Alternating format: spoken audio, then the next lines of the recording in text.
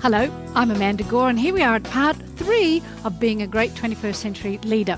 And the third part of a leader's job is to help people believe in themselves. And think for a second, I've done this before, but I want you to do it again. Think of the best boss you ever had. Should only take a second. Best boss you ever had, or even the best teacher you ever had. Now, think about why they were the best boss or the best teacher you ever had.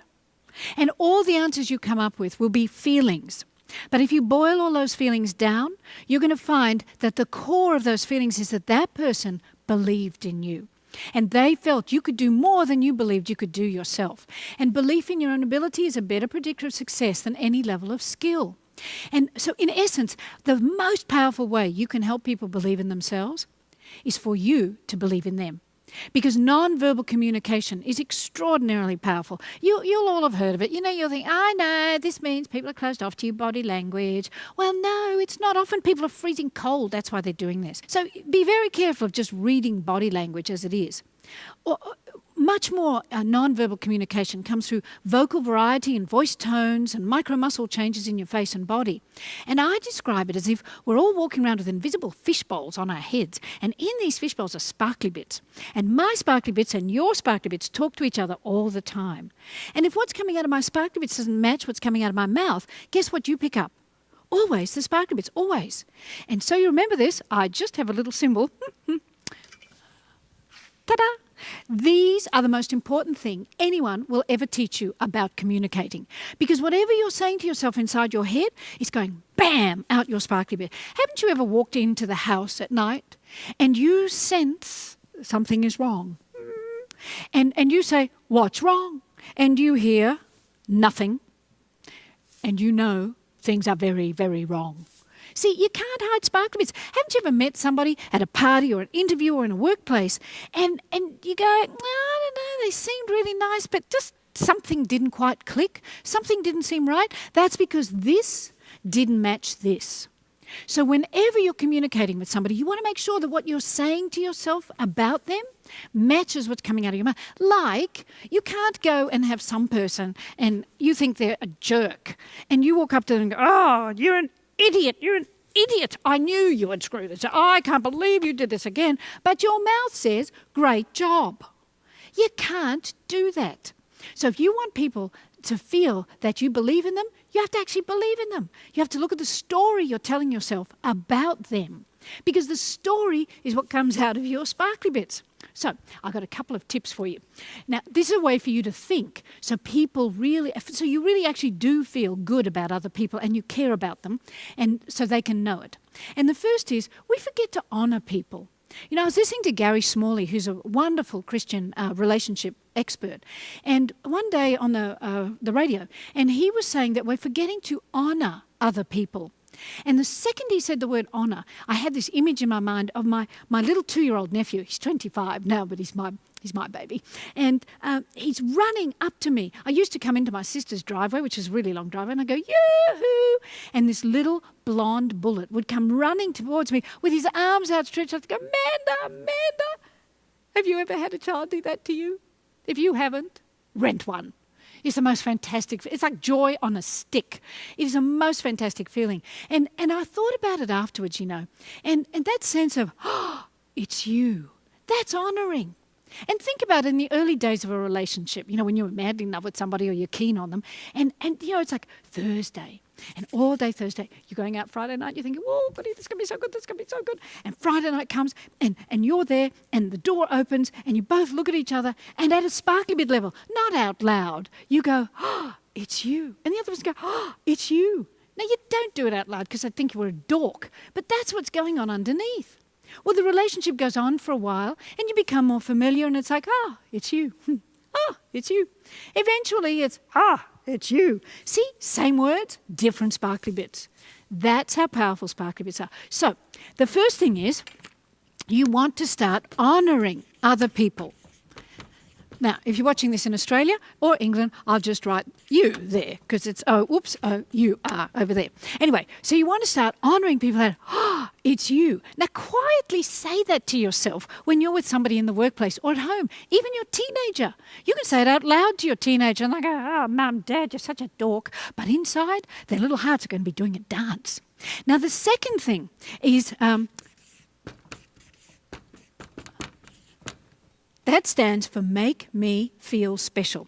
And Mary Kay Ash, you know Mary Kay Ash Cosmetics, like a humongous organisation in the USA, and they were ladies in pink and they sell cosmetics still. Well, Mary Kay Ash, when she taught each group she had, she would say to them, imagine everybody you meet has got a button on them that says, Make Me Feel Special. Well, the button's not so appropriate these days. So I figure, imagine everybody you meet's got a banner on their foreheads that says, Make Me Feel Special. And then go out of your way to make them feel special. Do something that makes them feel special. And specifically mention things they've done that are good, that really will help embed into them the fact that they can believe in themselves, that they are good enough. Because one of the other things this isn't particularly leadership based. I'm going to make it kind of family based and then we'll modify it, okay? So think about, where did you learn to give love? And most people, when I ask them, go, what? Oh, I don't know. And it's not something you think about, so you've got to think for a second. Well, of course, it's from your parents. And we don't have lessons like How to Teach Your Children Love 101. We just are. And so however your parents behaved in terms of love and loving each other and showing love to you is how you perceive love is. And that's how you give love to others. Well, in the early days of a relationship, we come together. It doesn't matter what you do because everything's fabulous. It's only after a while that the differences emerge. And I learned this when I was going out with a fellow called Anton 100 years ago. And Anton came from a family where on his 35th birthday, they gave him a tea towel, the whole family. I came from a family where Mum used to build up to our birthdays and there'd be little early birthday presents, then we'd be celebrities on our birthdays. It was a big deal. So this was a giant clash. And I would do things afterwards, that silly things like my mum would do. Oh, I'll give you one anyway. We've got a bit of time. Like, you know those little heart confetti things? Like you buy a little packet of it and there's like 10,000 pieces in there and they go everywhere. Well, one day I thought, I've got a great surprise. So I bought a little packet of all these red hearts and he had a briefcase sitting by the door and I knew he was going to a big meeting. So when he wasn't watching, I got the briefcase and I poured all the hearts into his bag. And I thought, he is going to love this. He's going to get to the meeting. He's going to open the briefcase. The hearts are going to go everywhere. Everyone else is going to look at him and go, lucky bloke. Wrong. No, that's not what happened. No, he nearly killed me. He nearly killed me. But I thought it was a great thing. So here's the way you avoid it. Here is a question that you ask each other. Here is a question that you ask each other whenever you can.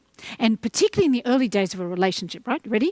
But you have to do it the way I'm doing it with the hand gestures as well, because otherwise it doesn't work. So watch the hand gestures carefully. So here's a question. What do I do that makes you feel that I love you? Now watch carefully, because if I went, what do I do that makes you feel that I love you?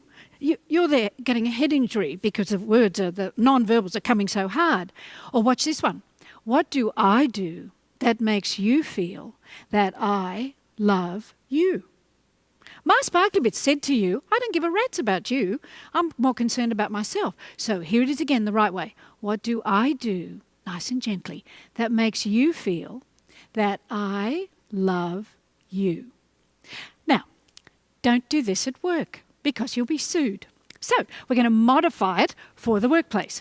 So here's the way you ask the question at work. What do I do that makes you feel acknowledged for the contribution that you make to our team? So what do I do that makes you feel acknowledged and recognised for the contribution you make to our team? So when you have time, play that a couple of times so you can practice the hand gestures. But there's some of the ways that you can help people believe in themselves. But the single most powerful way is for you to believe in them, for you to see their strengths and work with them, and for you to encourage them in all the ways that you can imagine, and try to encourage them for the specific things that they do of value. Because it only takes one person to believe in another, and it can transform a human's life. Their lives could be in your hands.